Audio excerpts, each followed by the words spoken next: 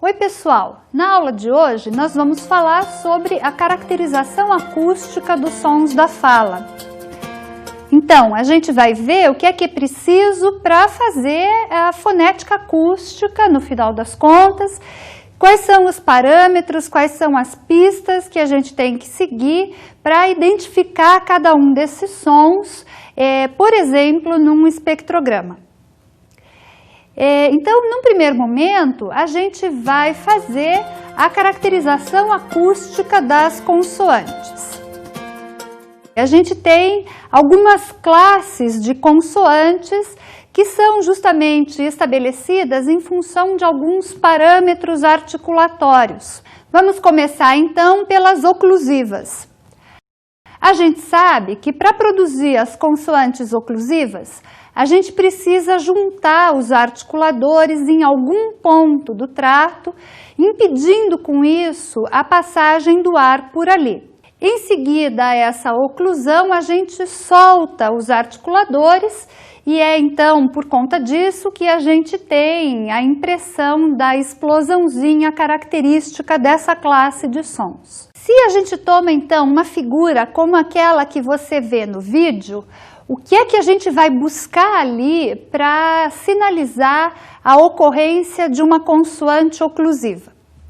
Em primeiro lugar, é preciso frisar, e essa observação é válida para análise de qualquer som da fala, que a forma de onda que vocês têm na porção superior da figura, se observada sozinha, não quer dizer absolutamente nada. Isso porque a gente pode ter formas distintas para um mesmo som, ou então formas de onda muito semelhantes para sons diferentes.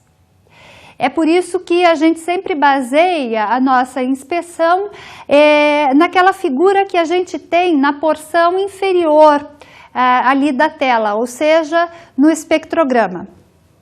O espectrograma dá para a gente a sucessão temporal dos eventos acústicos, ou seja, no eixo vertical dispõe-se a frequência dos sons e no eixo horizontal a informação relativa ao tempo. Então, para as oclusivas, as pistas acústicas marcantes, ou seja, aquelas pistas que a gente vai procurar no espectrograma, são as seguintes. Em primeiro lugar, como a gente dizia, em termos articulatórios, a produção das oclusivas requer o encontro de dois articuladores. É esse encontro que vai promover justamente a oclusão. Durante a oclusão, a gente impede a passagem do ar pelo trato. Ao impedir a passagem do ar pelo trato, a gente faz com que não haja energia de produção de som.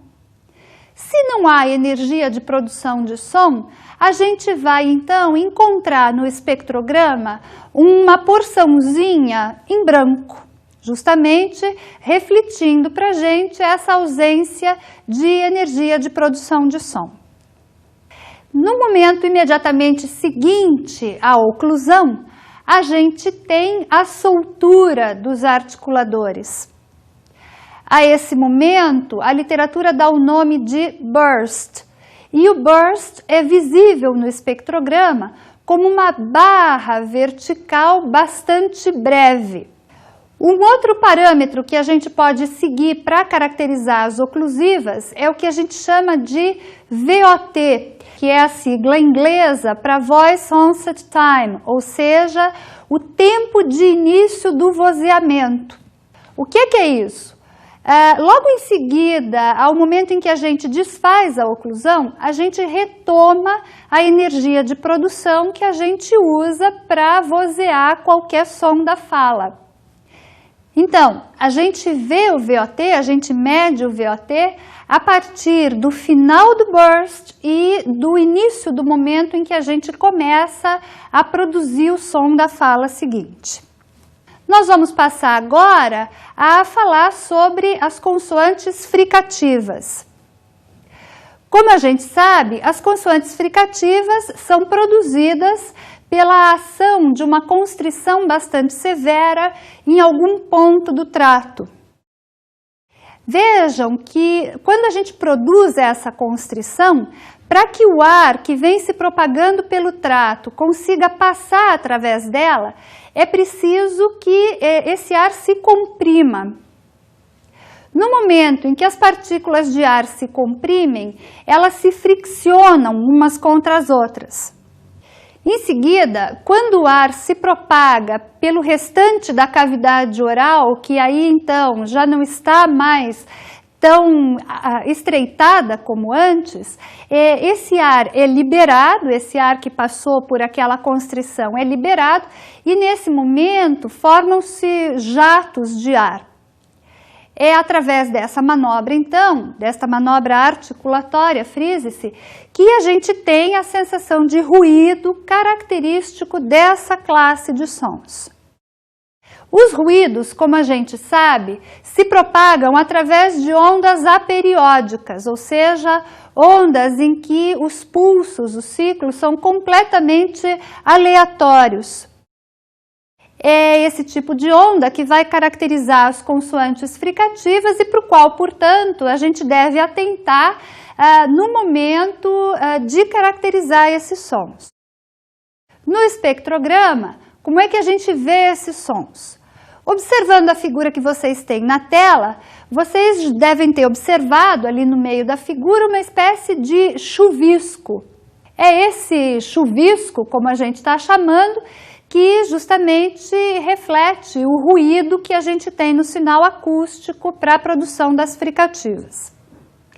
O que vai diferenciar uma fricativa da outra é a faixa de frequência pela qual o ruído se estende.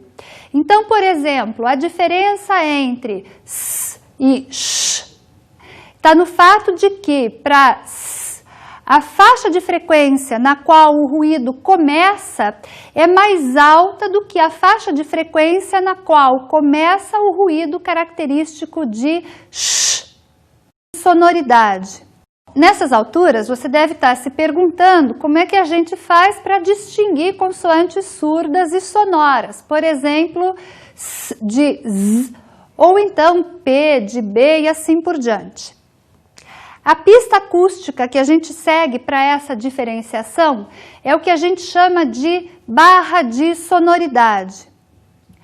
A sonoridade, então, é vista como uma barra localizada numa região bem baixa de frequência lá no espectrograma, como esse que você tem na figura que aparece aí na tela. Isso quer dizer que consoantes sonoras se caracterizam por exibir esta barra de sonoridade, ao contrário das consoantes surdas, que se caracterizam pela ausência desta barra de sonoridade. Feitas essas diferenciações, a gente passa agora a abordar as consoantes nasais. Quais são as pistas acústicas que a gente vai seguir para caracterizá-las? Como a gente sabe, em termos articulatórios, as consoantes nasais são produzidas pela ação do acoplamento do trato nasal ao trato oral. Essa manobra possibilita que o ar se propague também pela cavidade nasal. Como decorrência desse acoplamento, a gente tem então uma segunda caixa de ressonância, além daquela primeira que é lá o trato oral. Por isso, o que vai caracterizar as consoantes nasais é o que a gente vai chamar de formante nasal. O que é um formante? O formante, em linhas gerais, é uma região de frequência que é ressaltada. Isso porque o nosso aparato vocal funciona como uma espécie de filtro acústico, ou seja, a depender do formato que o trato assume no momento em que a gente articula um som ou outro, algumas ondas que passam por ali vão ter regiões de frequências ressaltadas e outras regiões de frequências vão ser atenuadas. Essas regiões de frequências ressaltadas são justamente os formantes que a gente enxerga nos espectrogramas como barras horizontais mais escuras ou como, vamos dizer, de uma maneira bem leiga, como borrõezinhos ali no eixo horizontal. No caso das consoantes nasais, elas têm um formante característico que se localiza aproximadamente na faixa dos 300 Hz. Isso acontece, ressaltando, por conta do formato que essa cavidade nasal tem e por conta de ela se acoplar à cavidade oral no momento em que a gente faz as consoantes nasais. Você pode ver o formante nasal sinalizado no espectrograma que você vê agora no vídeo. Uma outra classe de consoantes para as quais a gente tem que atentar é a classe das líquidas. O rótulo líquidas é um rótulo bem genérico que engloba sons de R e sons de L. Ele vem especialmente de uma fonética impressionística de final do século XIX, começo do século XX. Os foneticistas da época, por alguma razão, achavam esses sons parecidos com sons de água. Daí, inclusive, em francês, esses sons terem recebido o nome de mouillé, quer dizer molhados. As líquidas, então, vão englobar sons como as laterais, as vibrantes e os taps. Mas é preciso observar que existem características acústicas muito diferentes para cada um dos membros dessa classe. Assim, por exemplo, se você observa o espectrograma que você vê agora na tela, você vai olhar à esquerda um som lateral, o som de lã numa palavra como ala. Por outro lado, a parte direita da figura traz para a gente um tap, como na palavra ara, que é a palavra retratada ali no espectrograma. Vejam que a lateral, o lã, portanto, tem um aspecto bastante contínuo, diferente do aspecto do tap, que é completamente descontínuo e, de alguma maneira, parecido com o aspecto de uma oclusiva. Isso vale também para outras laterais e para outras vibrantes. Então, por exemplo, a lateral palatal, assim como esse som lã, portanto, a lateral alveolar, vai exibir um aspecto também contínuo, ao passo que uma vibrante como R, que a gente chama de vibrante alveolar, vai exibir também um aspecto descontínuo no espectrograma. No caso dos taps e das vibrantes, inclusive, a literatura vai dizer que a gente tem ali uma sucessão de fechamentos e aberturas orais, ou seja, os fechamentos são esses momentos quase que em branco que você vê no espectrograma da palavra ara, e as aberturas orais são os momentos em que o vozeamento é retomado. No caso das vibrantes, é possível reconhecer, inclusive, uma estrutura formântica bastante breve nessas aberturas orais. Voltando às laterais, devido ao aspecto contínuo delas, a gente consegue identificar formantes para elas e a lateral alveolar, em especial, vai apresentar uma configuração formântica bastante próxima daquela que a gente vai ver daqui a pouco para U.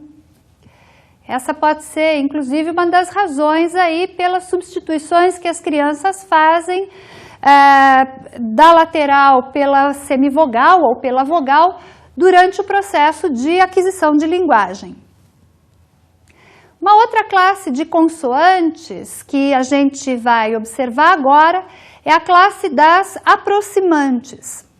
As aproximantes ocorrem no português, por exemplo, em ditongos. É o som final de um ditongo como ai, ou então o som final de um outro ditongo como au. Na figura que vocês veem agora na tela, vocês têm um exemplo de cada um desses ditongos. Quais são então as pistas acústicas que caracterizam cada uma dessas aproximantes? Qualquer aproximante é caracterizada por um movimento bastante abrupto dos formantes. Vocês observam nas figuras que os formantes, tanto para aproximante palatal, que se assemelha ao som de I, quanto para aproximante lábio-velar, que se assemelha ao som de U, a gente tem um movimento bastante intenso desses borrõezinhos que a gente consegue identificar no eixo horizontal. É também preciso observar que esse movimento, embora abrupto, se estende por uma boa porção temporal.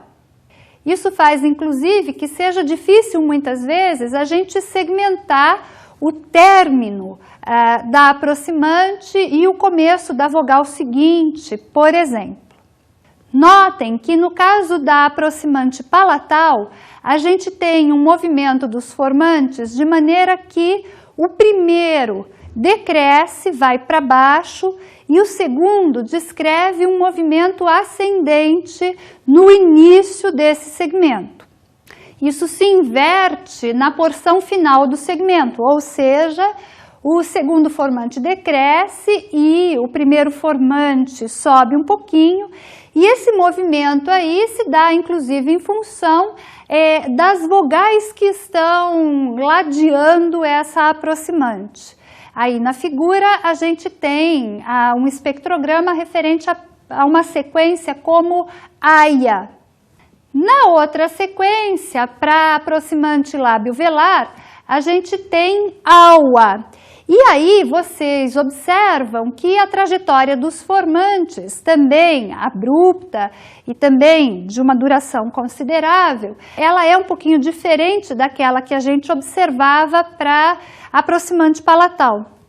Essa diferença reside no fato de que tanto o F1, portanto o primeiro formante, como o F2, portanto o segundo formante da aproximante lábio-velar, vão apresentar uma trajetória descendente. Ou seja, quando a gente tem ali a transição do A para essa aproximante, o primeiro e o segundo formante vão para baixo. Por outro lado, quando a gente vai terminando de realizar essa aproximante para começar a realizar o A que vem em seguida, a gente tem aí o movimento contrário dos formantes, ou seja, tanto F1 como F2 vão começar a descrever uma trajetória ascendente, vão então ter o seu valor de frequência aumentado.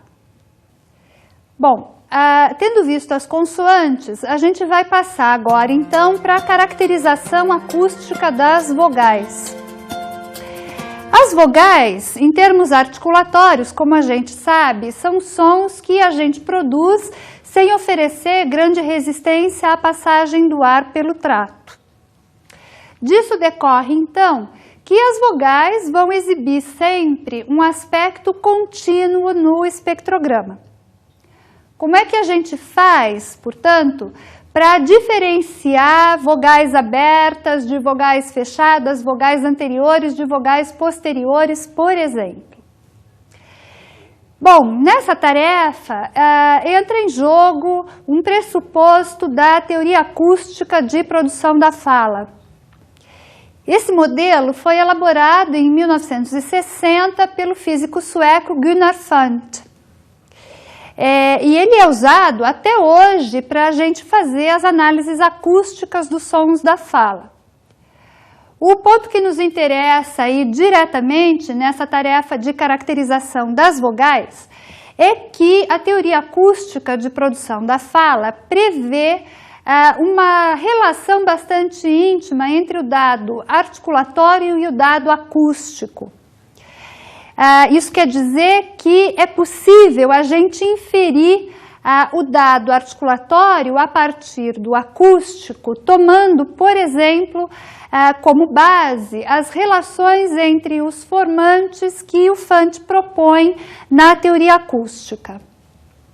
Como é que são, então, essas relações? Bom, em primeiro lugar, o Fundt vai observar que o primeiro formante, ou seja, aquele borrãozinho que a gente enxerga numa porção de frequência mais baixa no espectrograma, Esse primeiro formante, ou F1, é correlato acústico para a abertura de mandíbula. Isso significa, então, que quanto mais baixo for o F1, mais alta vai estar a mandíbula. Assim, só para você ter uma ideia, uma vogal como I, por exemplo, na fala de um sujeito masculino, tem em média 300 Hz de frequência. Por outro lado, para as vogais abertas, o F1 vai ser alto. Ou seja, uma vogal como A, por exemplo, também na fala de um sujeito masculino, vai apresentar em média 900 Hz de frequência. Por outro lado, o F2, segundo as previsões da teoria acústica, é o correlato acústico daquele parâmetro articulatório concernente à posição do dorso da língua no interior do trato. Assim, as vogais anteriores têm um F2 alto, ou seja, quanto mais anteriorizada a vogal, mais alto o F2. Ao contrário, quanto mais posteriorizada a vogal, mais baixo vai ser o segundo formante delas. Assim, por exemplo, o F2 de I vai ser um F2 de valor de frequência alta. Na fala de um sujeito masculino, ele vai medir em torno de 2.500 Hz. O U, por outro lado, vai ser uma vogal que apresenta F2 numa região mais baixa de frequência e que na fala de um sujeito masculino está ali por volta de 1.000 Hz mais ou menos. Essa previsão da relação entre o dado acústico e o dado articulatório que a teoria acústica de produção de fala faz, permite então que a gente estabeleça uma relação inversa entre F1 e movimento de mandíbula. Ou seja, quanto mais alta estiver a mandíbula, mais baixo vai ser o valor de F1. Inversamente, quanto mais baixa estiver a mandíbula, mais alto vai ser o valor que a gente espera para o primeiro formante, ou F1. O F2, por sua vez, mantém uma relação próxima da movimentação do dorso da língua no interior do trato. Dá para a gente, portanto, estabelecer aí uma relação direta entre esses dois parâmetros. Ou seja, quanto mais anteriorizada for a vogal, mais alto vai ser o F2. Ao contrário, quanto mais posteriorizada for a vogal, mais baixo vai ser o valor da frequência desse segundo formante. Então, diante desses parâmetros que a gente acabou de comentar, a gente pode agora passar para a observação dessa figura que você tem aí na tela. Note que ela traz para a gente 3 espectrogramas. Na primeira porção, naquela porção mais em cima da figura, a gente tem um espectrograma para a sequência π.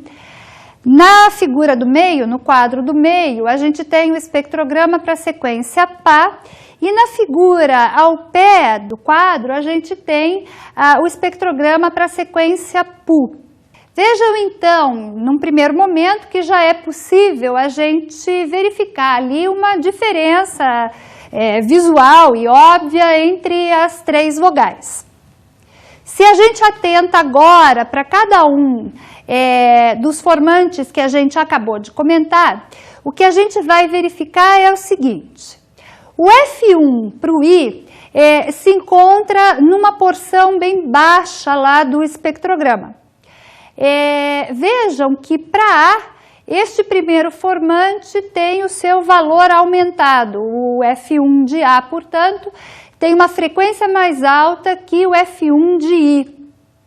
Se a gente agora observa o espectrograma da vogal U, a gente vai ver que o primeiro formante, assim como aquele primeiro formante para I, exibe também valor baixo, ou seja, se localiza numa região baixa de frequência. Isso porque tanto I quanto U são vogais fechadas ou vogais altas e, portanto, de acordo com a previsão da teoria acústica, a gente tem aí para eles um primeiro formante baixo. A, por outro lado, é uma vogal baixa ou aberta e, de acordo com a previsão da teoria acústica, a gente vai ter para essa vogal um primeiro formante alto. Se vocês observam agora o segundo formante, vocês veem que lá para I ele se localiza numa faixa de frequência bem mais alta do que aquela que a gente vai ter para A e para U. É possível você verificar, inclusive, que se a gente vai observando do primeiro até o último quadro, ou seja, se a gente vai numa observação gradual de I até U, a gente vai verificar a trajetória ou a diminuição também gradual no valor do segundo formante. Isso porque, segundo a previsão da teoria acústica de produção da fala, à medida que as vogais vão se posteriorizando, o seu F2 vai decrescendo. Portanto, a gente verifica ali nas figuras que o F2 de I se localiza numa região bem mais alta de frequência do que o F2, respectivamente, de A e de U. Essa última vogal, a vogal U, é das três a que exibe um segundo formante numa região mais baixa de frequência. Existe ainda um terceiro formante que a gente também toma para a caracterização das vogais.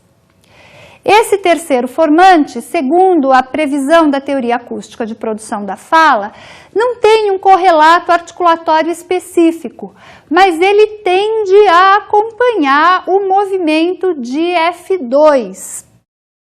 Isso fica especialmente claro nessa figura que vocês têm na tela, com relação ao terceiro formante para I e também para A. No caso da vogal U, por conta das características articulatórias dela, nem sempre é possível a gente visualizar o F3. Essa é, inclusive, uma das razões pelas quais nós usualmente focalizamos a nossa atenção sobre F1 e F2. Há ainda alguns estudos que, por conta dos seus propósitos, acabam usando um quarto formante para caracterização das vogais.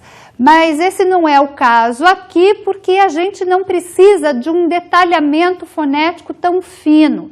O F4 entra em jogo só quando a gente quer, por alguma razão, um detalhamento ainda maior sobre o sinal acústico dessas vogais.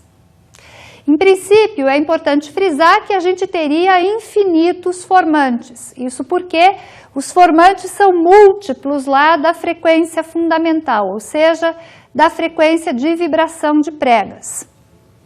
No entanto, os formantes que a gente usa para fazer a caracterização das vogais são especialmente esses que a gente acabou de comentar. F1, F2, F3 e, no máximo, a depender dos propósitos da nossa investigação, também um quarto formante ou F4. Bom, dito isso, então, nós passamos agora para um quadro com matriz que vai dizer para a gente da relação entre a postura do nosso corpo e a produção dos sons da fala. Vamos ouvi-la então. Você sabia que a postura de seu corpo interfere na emissão de sua voz? Por isso é preciso que o corpo esteja em equilíbrio. Para que isso aconteça, preste atenção nas dicas a seguir. O peso do corpo deve estar distribuído entre os pés. Nada de pender o peso do corpo para um lado ou para o outro. Todos os músculos do seu corpo devem estar relaxados, principalmente aqueles situados no tórax, colo, laringe, garganta e boca. A cintura escapular ou ombros devem estar descontraídos, em equilíbrio com a cintura pélvica. Para quem não sabe, é o nosso quadril. Nossos pés, quadris e ombros devem estar alinhados e mantendo um ângulo reto com o queixo. E a última dica é evitar o movimento nervoso das mãos e dos dedos. Normalmente essas são dicas para cantores, mas cuidar da postura e de quebra ter uma boa produção vocal é sempre bom, não é mesmo? Bom, pessoal, essas considerações todas que nós fizemos aí ao longo da aula são algumas considerações para o início de uma aventura pela análise acústica dos sons da fala. Você pode, inclusive, recorrer a outras fontes se quiser maiores detalhes para se embrenhar aí por esse campo. Vamos agora, então, às dicas de estudo para essa aula.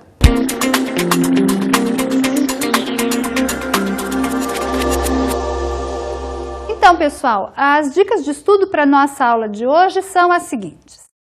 No Reino da Fala, a Linguagem e seus Sons, de autoria da Eleonora Mota Maia, publicado pela editora Ática. Esse é um manual de fonética acústica, portanto, acaba interessando ele todo para a gente nessa incursão aí pela análise acústica dos sons da fala.